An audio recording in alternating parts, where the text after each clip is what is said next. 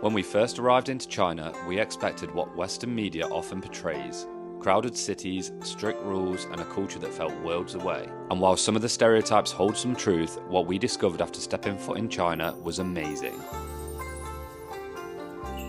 The culture is fascinating and the architecture was impressive. The people were friendly and eager to help despite having a language barrier.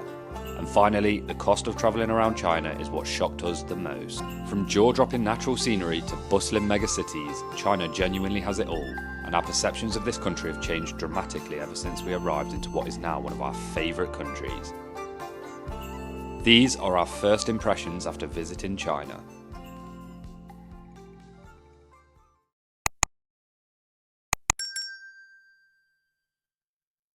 Hi, we're Sarah and Callum, and we recently got back from a month-long trip in China, and it turned out to be one of our favourite countries. So in this travel vlog, we're going to be talking about our first impressions of China. So China wasn't actually somewhere that we were initially planning to go on our trip at all. So we did a year-long trip. Well, it was over a year. It was about a year-and-a-half trip around the world, and China was not one of the destinations we wanted to travel to. However, we did go to Malaysia, didn't we?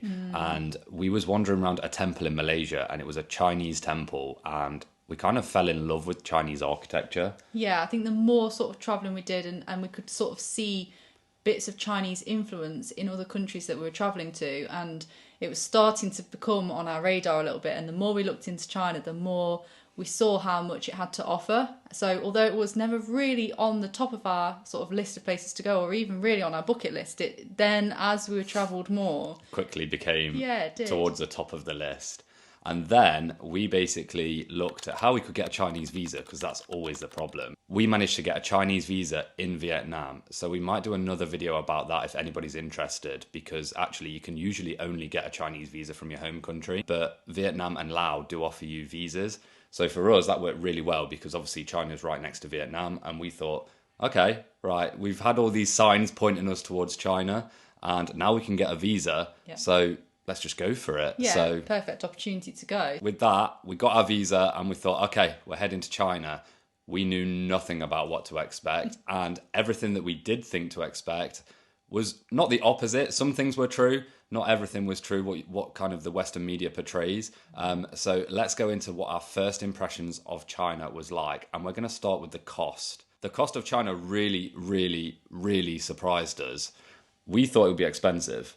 Yeah, I think you don't really know, like we said, we didn't really know what to expect going in, but we'd budgeted much more money than we actually ended up spending in the end. And that really was down to the fact that sort of the local transport, the local food, things from shops and everything was much cheaper than we was expecting. The taxis, for example, in China, for like a 40-minute to an hour's journey, you're paying less than £10, which is crazy. It's a little bit more expensive than Southeast Asia in some aspects. The capital city, Beijing, that is a lot more expensive than Southeast Asia. But as you kind of get out into other little areas of China, so for example, we visited an ancient city called Pingyao. Now, we thought that would be really expensive because it's a really beautiful destination, and we stayed within the walls of the ancient city. And what did we end up paying for per night? I think it was something really stupid, like £10 a night. And it was basic accommodation, but, you know, it was a private room, it had an ensuite bathroom. It Aircon. was literally within the walls of an ancient city, which in any other country I feel like you would pay through the roof for. You would pay crazy money for that. Yeah, that was such a cool experience. So that was like the accommodation's cheap, the transport's cheap with the taxis and things, and then the attractions. A lot of the major attractions are like £2 or £3 to get in, and we used trip.com to book everything, and then you get trip coins back, which made it even cheaper. So I think actually with trip.com, we found that while we're in China, and it's been a little bit of a lifesaver for us, especially with the language barrier, because you can obviously go up and book things on the day, you turn up and you get to the gate. But the thing is, it can be so busy, and also depending on where you're going, things can really get booked up in advance. So you kind of want to have a platform that you can book those main things that you really want to see in advance. So that's why we really like trip.com. We found that a really easy platform to book things through. There was no language barrier. It was pretty much the same price, I think, as It well. really made travel in China very, very easy, Yeah. which is why obviously our first impressions of China are so good, because that was one of the big things that we thought we'd stumble across is the difficulties of travel in China. That's what we were really worried about. We were concerned, I think, about the language barrier, and we didn't know how anything worked and what systems would be in place, and yeah, so we were apprehensive going in. Is this going to be really hard? But actually, we were very pleasantly surprised. Very surprised, which kind of brings us on to our next topic, which is the people. A lot of the stereotypes that you hear about Chinese people are not true.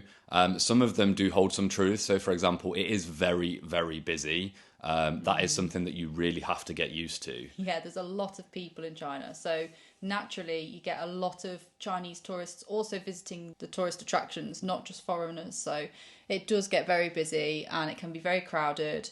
But, if you can sort of navigate that and get used to that, then... Get up early. I think that's one of the big things true, is yeah. getting up early and getting there before the masses of tourists get there. And then you'll really, really see the beauty of China. But also...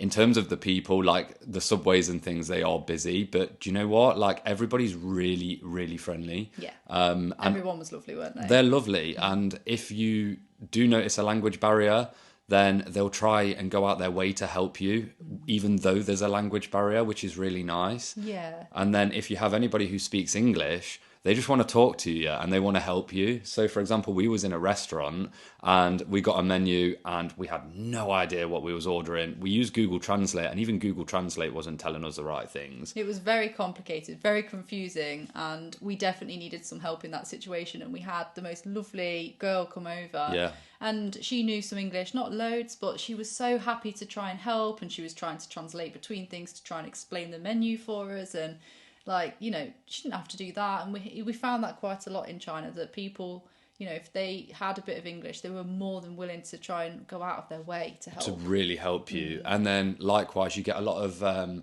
younger children coming over and speaking to you because they're learning English. So they want to speak to you and they want to kind of, they get their parents to take a photo and stuff. So it's actually really sweet. We've been to other countries before where it can be a bit overwhelming, but here in China, it wasn't overwhelming. It was just from a nice perspective. So in terms of the people, absolutely amazing. We really, really enjoyed it. You just need to get used to how busy things are. Yeah. Another thing we wanted to talk about in terms of China was the food. Now, it wouldn't be right if we kind of didn't talk about the food here. The food is so good and so varied. One thing we didn't realize, well, we did know this about China, but you don't kind of see it until you're there. It's that each region has such different dishes.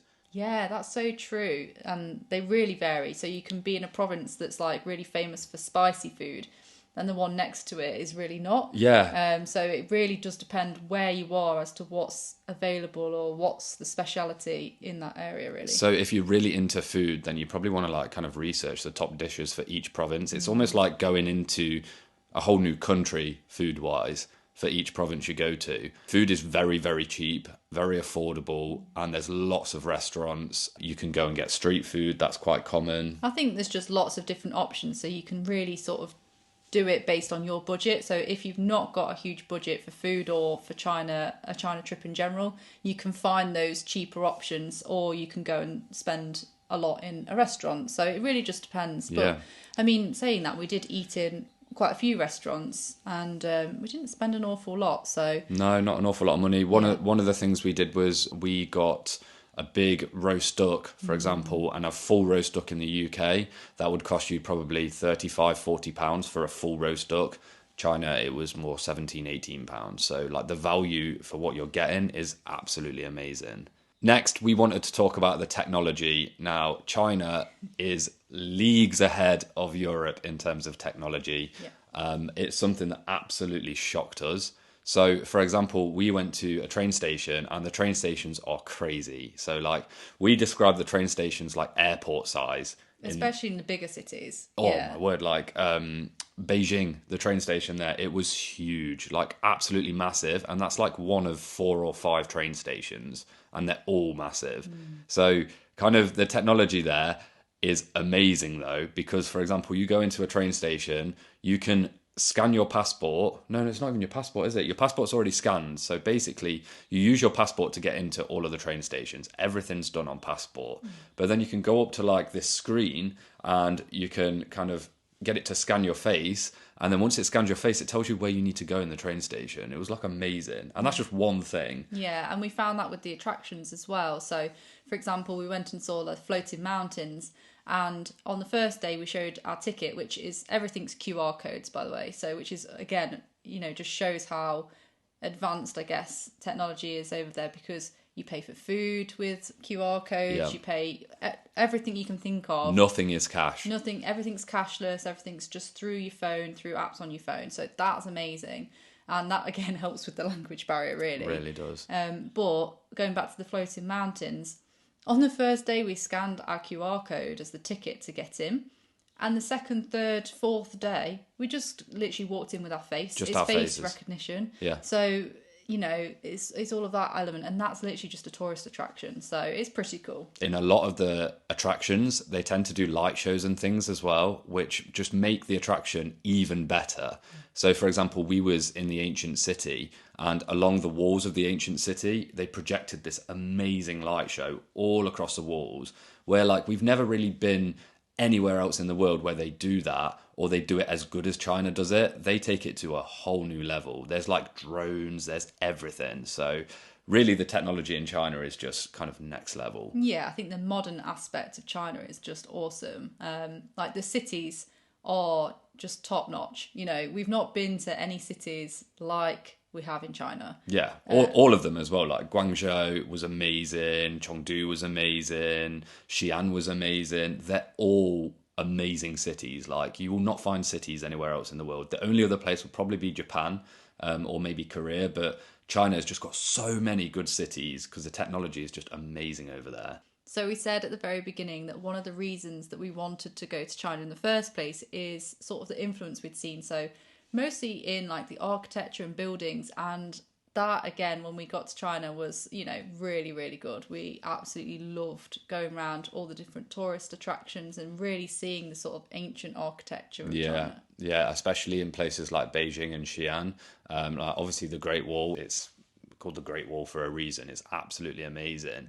I didn't think I'd like it as much as I did, but then it's not just about the main attractions like that. It's like there's small little temples, and like in the cities, a lot of the cities have the old walls that surround the cities that look absolutely beautiful, and you can just walk along the walls.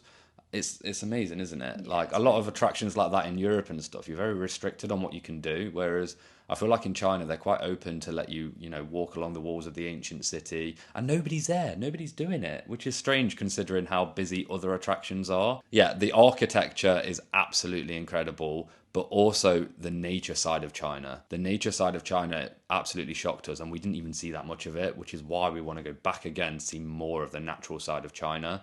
But places such as the Avatar Floating Mountains, we'll be terrible at pronouncing it. Like Zhangjiajie National Park, that's how we pronounce it, and we realise that's probably That's definitely wrong. not right, is it? But Definitely not right. Sort of what we've started calling it, and now we can't get out of saying it, can we? No, but yeah, Zhangjiajie National Park. It's out of this world. Out of this world. Like one of the best national parks that we've both ever been to. Yeah, and I think that side of China is probably something that people haven't thought about as much, and we certainly hadn't, and that really surprised us. And I suppose it's such a huge country, that it really is quite diverse, and depending on almost what province you're in, really depends on what sort of side of China and nature and everything that you see as well. So I think we've done a whole month in China, and we absolutely loved it. It far exceeded our expectations, but we definitely want to go back. We've not even scratched the surface of China. Like we've done a lot of the major highlights,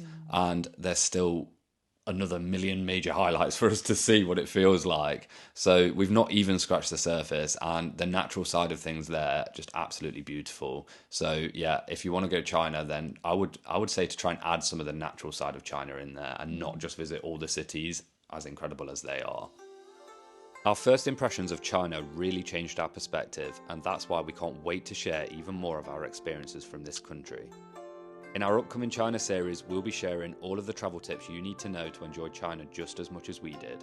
So if you enjoyed this video, then please hit that subscribe button and like this video and follow along to see more of our adventures around China.